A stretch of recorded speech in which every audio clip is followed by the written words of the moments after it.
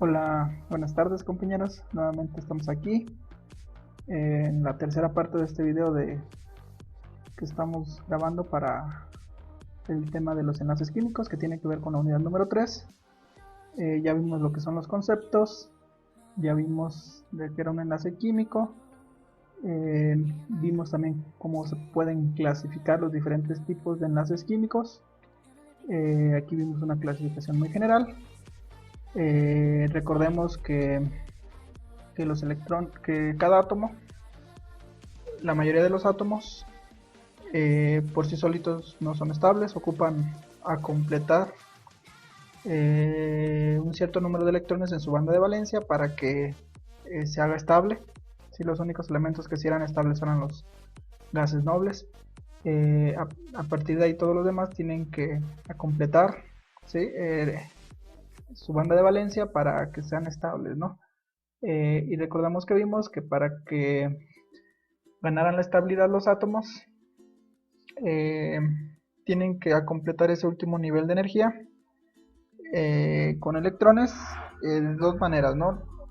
La regla del dueto, que prácticamente nada más aplicaba para el hidrógeno, y la regla del octeto para los demás átomos que tienen su banda de valencia en un orbital que no es el 1, ¿no? Recuerden que la regla del dueto es porque se encuentra el átomo con el electrón en el nivel 1 de energía, se da su banda de valencia y se completa con 2.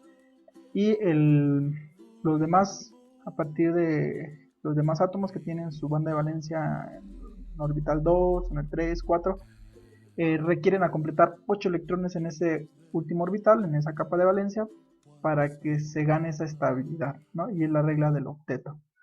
Entonces, recordamos que cada átomo tiene sus determinado número de electrones de valencia, que son los que se encuentran en esa capa más externa, eh, y dependiendo de la interacción de esos electrones de valencia con otros electrones de valencia de otros átomos, van a formar los denominados enlaces químicos, de tal manera que los átomos ganen su estabilidad, ¿no? Cumpliendo la regla del dueto, cumpliendo la regla del octeto. Y dependiendo de cómo sea esa interacción de sus electrones de valencia, porque en ocasiones se pueden ceder y ganar por parte de los átomos, ¿sí? Se cede completamente el electrón de valencia o se gana completamente el electrón de valencia, o pudiera haber la manera de que se compartan los electrones y esos electrones pertenezcan a los dos átomos, todo con el fin de completar esa regla del octeto o regla del dueto, ¿no?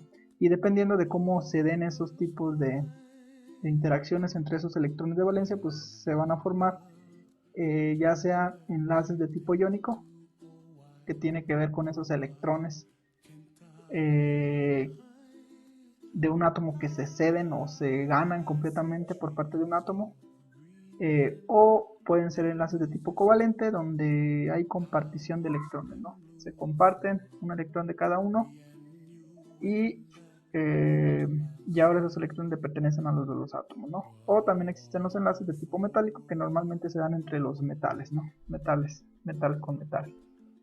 Eh, entonces vamos a empezar a ver las características del tipo de enlace iónico, los enlaces iónicos. Eh, Recordemos que para nosotros poder eh, entender bien esto, pues podemos recordar las clases pasadas, que era la electronegatividad, que tiene que ver con la capacidad que tienen los átomos de atraer electrones a su núcleo. Recordamos que vimos una tabla, que es esta de aquí, donde los no metales, que eran de esta escalerita para la derecha, todos estos átomos de por aquí, carbono, nitrógeno, oxígeno, son no metales, tienen alta electronegatividad, ¿no? Tienen alta capacidad de atraer electrones a su núcleo, de electrones de otros átomos, ¿no? Y de aquí para acá, a partir de esa escalerita, que son los metaloides, para acá hacia la izquierda, tenemos los metales, ¿no? Que tienen la característica de tener baja electronegatividad, baja capacidad de atraer electrones a su núcleo. Entonces, comenzamos con los enlaces de tipo iónico. Recordemos que los átomos, todos los átomos van a tener un cierto número de electrones de valencia. También existen tablas de estructuras de Lewis. Recordemos que las estructuras de Lewis son la representación únicamente de los electrones de valencia, que son los que interactúan para formar los enlaces químicos. Existen también tablas de todos los elementos, representándonos con puntitos los electrones de valencia que tienen cada uno. Recordemos que el hidrógeno únicamente requiere 2 electrones, la regla del D'Otto, para completar su estabilidad. Todos los demás átomos ocupan en ese último nivel a completar 8 electrones de valencia, ¿no? Que es la regla del octeto. Okay, entonces, algunas características que tienen los enlaces iónicos. ¿Okay? ¿Cuál es el enlace iónico? Bueno, aquí nos dicen algunas características. Dice, dos átomos con electronegatividades muy diferentes. O sea, se van a unir dos átomos con electronegatividades muy diferentes, ¿no? Si se están juntando dos átomos con electronegatividades muy diferentes, uno con, por ejemplo, mucha electronegatividad y la otra con baja electronegatividad, se nos va a dar ese tipo de enlace iónico, ¿no? Y normalmente en ese tipo de enlace iónico, uno de los átomos va a ganar electrones y el otro átomo va a perder los electrones, ¿sí? Entonces aquí hay un concepto, es el enlace iónico. Es el enlace en el que el elemento menos electronegativo, pueden que los metales son los menos electronegativos, ceden sus electrones, los ceden al otro átomo, y el elemento más electronegativo, normalmente son los no metales, ganan esos electrones, ¿no? Todo para cumplir la regla del octeto o regla del dueto si es el caso, ¿no? Entonces en el tipo de enlace iónico, un átomo gana electrones para completar su regla del octeto, el otro los pierde, ¿no? Para quedarse con un nivel anterior y cumplir también con la regla del octeto, ¿no? Algunos ejemplos de elementos, de compuestos que forman enlaces de tipo iónico, pues es las sales, todas las sales. Cloro de sodio, por ejemplo, un sodio y un cloro se unen, tenemos un metal que es el sodio y un no metal que es el cloro. Metal que tiene baja electronegatividad, el cloro que tiene alta electronegatividad, ¿no? Si quedamos que el elemento más electronegativo es el que tiene mayor facilidad de atraer electrones a su núcleo, y el sodio es el que tiende a perder sus electrones porque no tiene esa capacidad de retener los electrones en su núcleo, tiene baja electronegatividad. Entonces por eso se da el enlace iónico, ¿no? El fluoruro de litio es otro elemento que, por ejemplo, aquí menciona que las diferencias de electronegatividades entre los átomos enlazantes suelen ser mayores a 1.8. Si nos regresamos a la tabla de electronegatividades,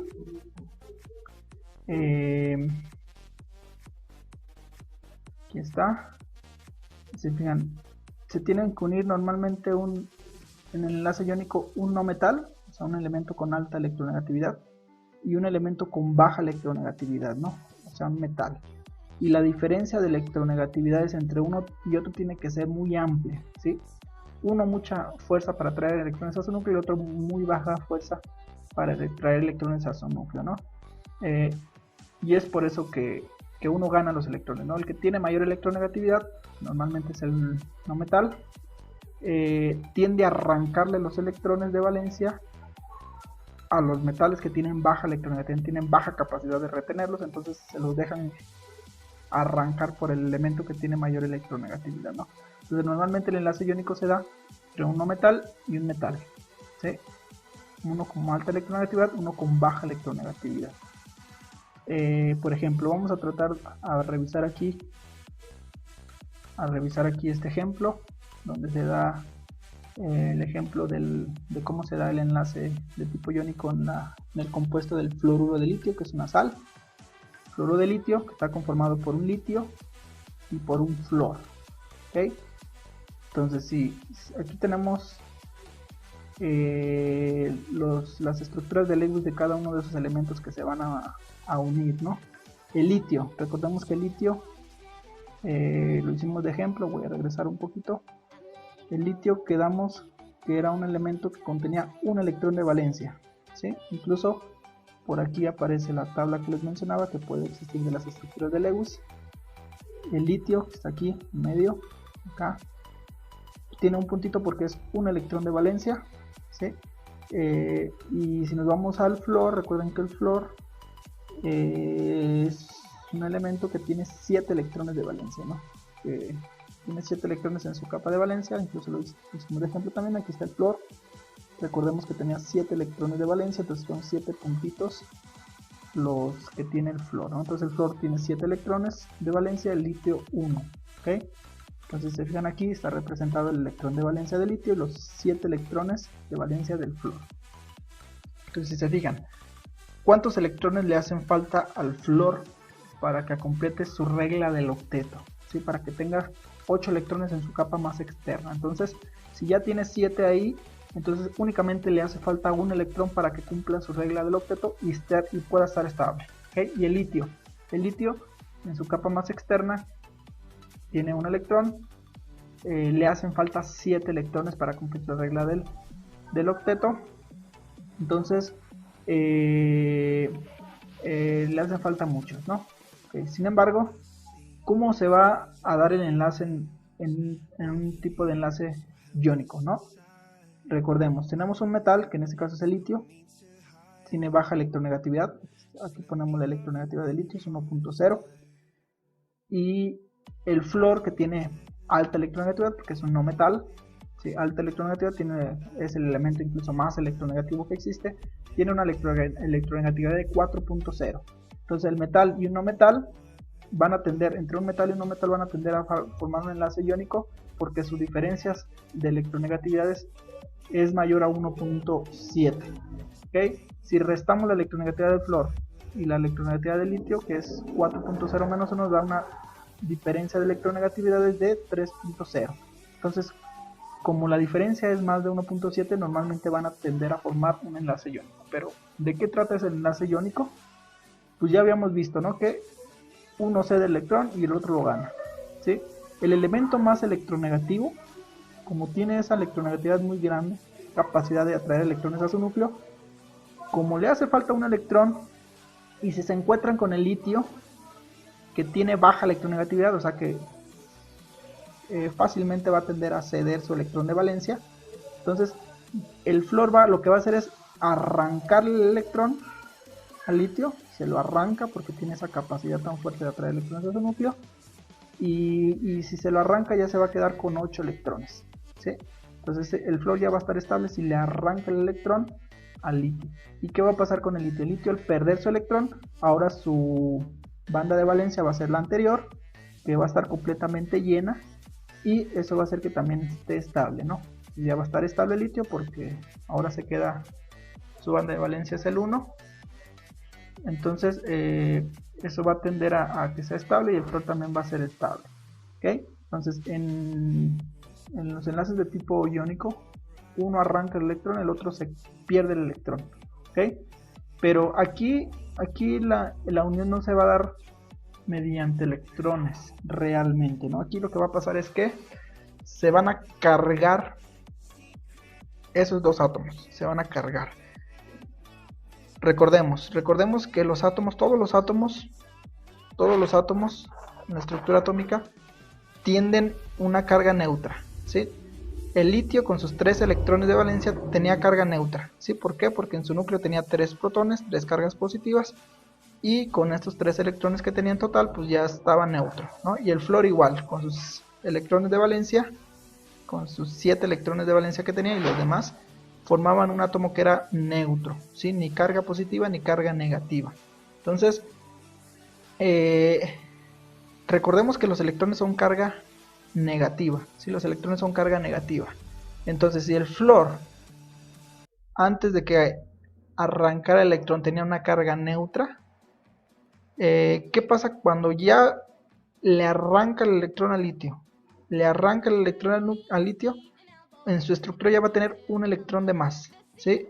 Entonces se van a descompensar sus cargas. Lo que va a pasar es que va a adquirir una carga negativa de más, porque era neutro con sus electrones que tenía y sus protones que tenía.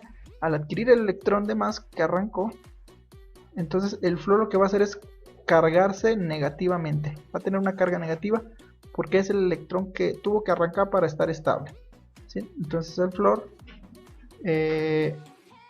va a tener carga negativa. ¿Qué va a pasar con el litio? El litio, que también tenía carga neutra, ¿qué pasa si pierde un electrón?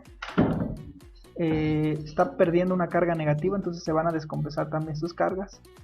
Entonces, de tener carga neutra, si pierde una carga negativa, va a pasar a tener una carga positiva, porque está perdiendo una carga negativa, ¿no? Entonces, el litio va a adquirir una carga positiva cuando le arrancaron su electrón. El flúor, al arrancar un electrón y adquirir un electrón de más, va a adquirir una carga negativa, ¿no? El litio positivo y el flúor negativo, ¿no? Entonces, a los elementos que normalmente adquieren una carga positiva se le van a llamar cationes. Si los cationes que perdieron un electrón normalmente, que perdieron electrones, se van a denominar cationes porque tienen carga positiva, ¿no? Y a los elementos, y al átomo o elemento que adquirió la carga negativa, o sea, carga un electrón de más, se le va a llamar anión, ¿sí? El anión es el que adquiere carga negativa, el catión es el que adquiere carga positiva.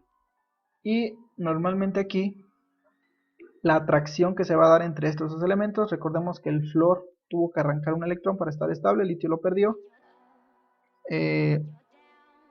En este caso adquieren cargas, entonces la unión se va a dar entre el catión que adquirió la carga positiva, que es el metal o es el litio, y el anión que adquirió carga negativa, que en este caso es el flúor. La atracción se va a dar por diferencia de cargas, ¿no? Como cuando tenemos dos imanes de polos opuestos. Recuerden que los imanes se pueden atraer o repeler. Si tenemos dos imanes con cargas opuestas, o sea, negativo y con polos opuestos, positivo y negativo, ¿qué es lo que pasa? Se atraen, ¿sí? Los imanes se atraen por diferencia de cargas, ¿no? Son atracciones físicas muy fuertes que se dan, así también son las atracciones que se dan en los enlaces iónicos, como dos imanes, ¿no? Un imán positivo y un imán negativo se van a atraer. Entonces aquí de igual manera pasa en los átomos, a nivel atómico, a nivel estructural muy pequeño, también pasa lo mismo, ¿no? También si hay cargas en los átomos, va a pasar exactamente lo mismo que los imanes. Cargas contrarias van a tender a pegarse, ¿no? Y cuando tenemos cargas iguales van a tender a repelerse, ¿no? Cargas iguales, mismo polo, se van a repeler. Entonces a nivel atómico pasa lo mismo. Si el litio adquirió una carga positiva y el flúor una carga negativa, y están ahí unos con otros ahí cerca, lo que va a pasar es que se van a atraer por la diferencia de cargas, ¿sí? Positivo con negativo se van a atraer como dos imanes. Hagan de cuenta que este es un imán positivo, este es un imán negativo, se atraen, y esa atracción que se está dando por la diferencia de cargas es el enlace iónico que los mantiene unidos, ¿sí? Se atraen por cargas electrostáticas, catión con carga positiva y el anión con carga negativa, ¿sí? Entonces recordemos, en el enlace iónico el elemento, tenemos dos elementos con diferencias de cargas muy diferentes. Un elemento con mucha electronegatividad, que es un no metal, y un elemento con baja electronegatividad, que es el metal. El elemento, el no metal, el que tiene mucha electronegatividad, va a arrancar los electrones para completar su estabilidad. El litio los va a perder y también va a completar su estabilidad, ¿no? Entonces va a haber transferencia de electrones. Uno lo cede, el otro lo gana. Entonces así se dan los enlaces iónicos. El que gana el electrón adquiere carga negativa, el que lo pierde carga positiva, catión. Pues catión con anión se pegan por diferencia de cargas y se forman el enlace iónico, ¿okay? Entonces aquí tenemos algunos otros ejemplos de elementos que forman enlaces de tipo iónico. Normalmente son metal con no metal, cloro de sodio, el sodio es metal, el cloro es no metal, el óxido de calcio, calcio metal, el oxígeno no metal, el óxido de potasio, el bicarbonato de sodio, el hidróxido de amonio, etcétera, etcétera, ¿no? Entonces así van a estar normalmente dando los enlaces de tipo iónico. ¿Cuáles son algunas características? Ya vimos, son interacciones de naturaleza eléctrica, uno con carga positiva, uno con carga negativa, muy intensa, que se dan entre un catión y un anión. Ya vimos por quién era el catión y quién era el anión, ¿no? Se caracteriza por la transferencia de electrones desde el metal, que tiene baja electronegatividad, pierde los electrones porque no tiene esa capacidad de retener esos electrones, y el no metal, que gana los electrones por tener alta electronegatividad, tiene esa capacidad de atraer electrones y de arrancarle electrones al metal. ¿Okay? Normalmente, generalmente se da entre elementos metálicos, 1A y 2A, alcalinos alcalino-térreos, y elementos no metálicos, ¿no? 6A, 7A, ¿no? Que ya habíamos visto en la tabla cuáles eran esos, ¿no? 1A y 2A, me voy a regresar un poquito. Todos estos son los del grupo 1A, metales, 2A, no metales, 6A y 7A, ¿no? Si se fijan, entre estos y esos hay una diferencia de electronegatividad muy alta. ¿Qué pasa? Eso de que estos les arrancan los electrones a estos y se hacen su estabilidad, ¿no? Para compuestos binarios, o sea, cuando nada más son dos elementos los que están interactuando en ese tipo de enlace, como es el caso de aquí, ya vimos que la diferencia de electronegatividad en este caso era de 3.0, pero con que sea una diferencia de electronegatividad es mayor a 1.9, o sea, la diferencia entre una y otra sea mayor a 1.9, se va a dar un enlace de tipo iónico, ¿no? Y normalmente se da entre un metal y un no metal. No forman moléculas verdaderas, o sea, no se forman enlaces químicos verdaderos, porque normalmente los enlaces químicos son por los electrones. Aquí lo que se da pues es por atracciones eléctricas, ¿no? Existe como un agregado de aniones y cationes, o sea, atracciones entre una carga positiva y una carga negativa. Son atracciones muy fuertes por una carga positiva, un catión, y una carga negativa, un anión. ¿Ok? Pues así se da el enlace iónico.